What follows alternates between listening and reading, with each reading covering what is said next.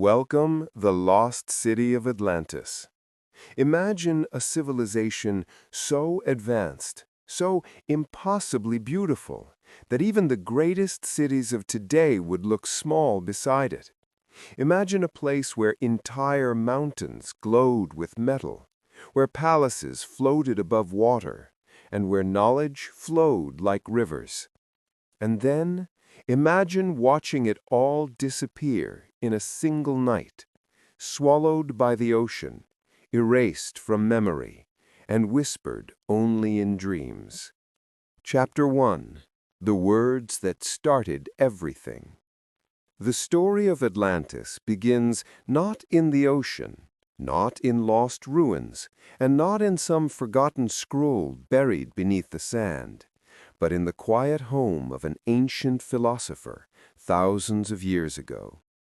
His name was Plato, a man who understood the world not by conquering it, but by questioning it, shaping it, and peeling back its layers until truth remained.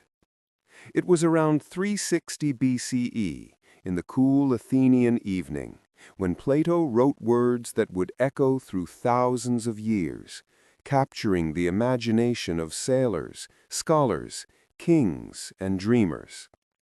In his dialogues, the Timaeus and the Critias, he spoke of a great and marvelous empire that once existed far beyond the Pillars of Heracles, the place we now call the Strait of Gibraltar.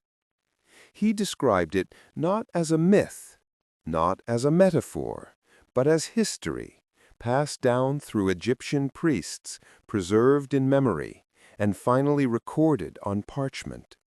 He wrote of a powerful civilization that rose from the depths of the sea, flourished in beauty and strength, and then sank back into those same waters in a single tragic night. But as Plato dipped his quill into ink, did he know he was planting the seed of one of humanity's most enduring mysteries? Outside his window, the city of Athens glowed with torches, the murmurs of the people drifting up from the marketplace. Slaves carried water jugs, scholars debated near the steps of the Acropolis, and soldiers sharpened bronze weapons under lantern light. It was an ordinary night in an extraordinary city, but the story Plato wrote was a world apart from anything Athens had ever seen. He described Atlantis as a place overflowing with life, an island kingdom larger than Libya and Asia combined, a land carved with perfect concentric rings of land and water, engineering impossible for the ancient world, yet described with such precision that generations of explorers believed it must have been real. The Atlanteans were strong and proud, descended, according to Plato, from Poseidon, the god of the sea. Their temples towered into the sky, coated in silver, gold, and ivory. Their laws were carved onto walls of shining stone, and at the heart of their empire stood the palace of their first king, Atlas, the man whose name Atlantis would carry forever. But Plato also wrote of their downfall, of greed, of ambition, of power that grew faster than wisdom.